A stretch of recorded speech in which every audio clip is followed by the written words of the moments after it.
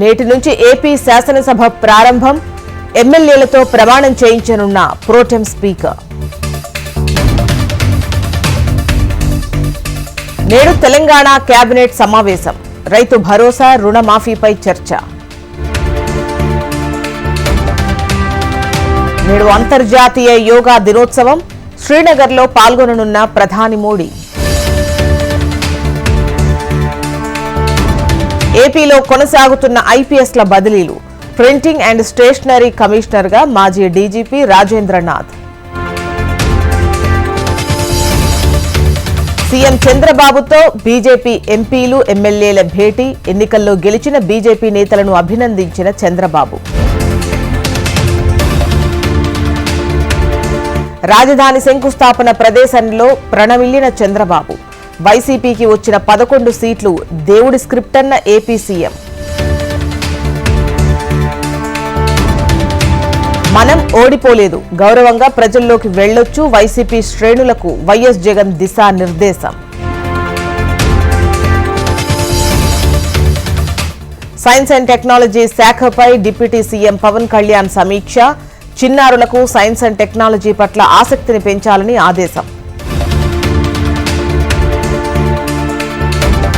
Gannavaram airport రక్షణ బాధ్యతలు CISF కు అప్పగింత. డీజీపీకి లేఖ రాసిన ఎయిర్పోర్ట్ అథారిటీ.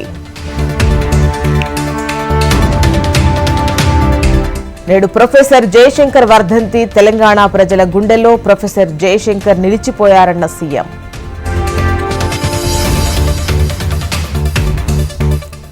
జీవన్ రెడ్డి, సుదర్శన్ రెడ్డిపై ఎంపీ అరవింద్ ఫైర్. ఎన్నికల్లో ఓట్ల కోసం డబ్బులు పంచారని ఆరోపణ. సింగరేణిని అమ్మేందుకు కేంద్రం కుట్ర చేస్తోందన్న కేటీఆర్. గనుల వేలంపై ప్రధాని మోడీని కలుస్తామన్న భట్టి విక్రమార్క. కేటీఆర్ వ్యాఖ్యలకు డిప్యూటీ సీఎం భట్టి కౌంటర్. కేంద్రం బిల్లుకు బీఆర్ఎస్ సంపూర్ణ మద్దతిచ్చిందని ఆగ్రహం. మేడ్చల్ జిల్లాలోని ఓ జ్యువెలరీ షాపులో చోరీ. యజమానిని కత్తితో దాడి చేసి నగదెత్తుకెళ్లిన దుండగుడు. నీట్ నెట్ పరీక్షల లీక్ పై దేశవ్యాప్త ఆందోళనలు. ప్రధాని మోడీ పేపర్ లీకేజ్ ను ఆపలేకపోయారన్న రాహుల్.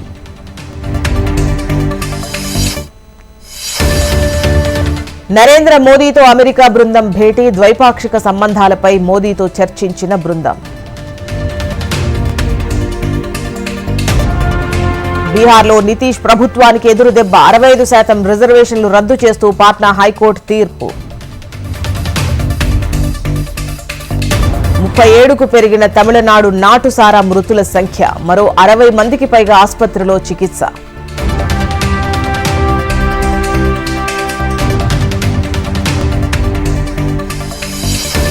ఢిల్లీ సీఎం కేజ్రీవాల్ కు భారీ ఊరట. లిక్కర్ పాలసీ కేసులో కేజ్రీవాల్ కు బెయిల్ మంజూరు.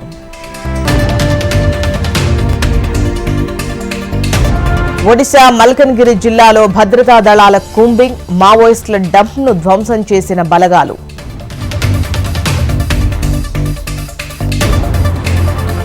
జమ్మూ కశ్మీర్లోని రఫియాబాద్ ప్రాంతంలో ఎన్కౌంటర్. ఓ ఇంట్లో నక్కి ఉన్న ఉగ్రవాదులను హతం చేసిన భద్రతా బలగాలు.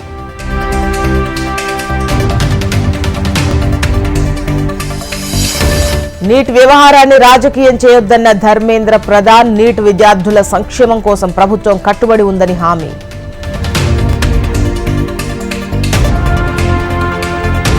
ఫిలిప్పీన్స్ నేవీపై దాడికి తెగబడ్డ డ్రాగన్ బలగాలు. కత్తులు, గొడ్డళ్లు, సుత్తులతో బీజింగ్ దళాలు దాడి.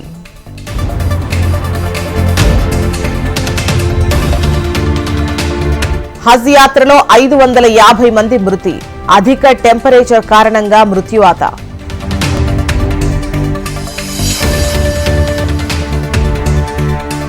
టీ20 వరల్డ్ కప్ లో ఆఫ్ఘనిస్తాన్ పై భారత్ ఘన విజయం. 47 పరుగుల తేడాతో గెలుపొందిన భారత్.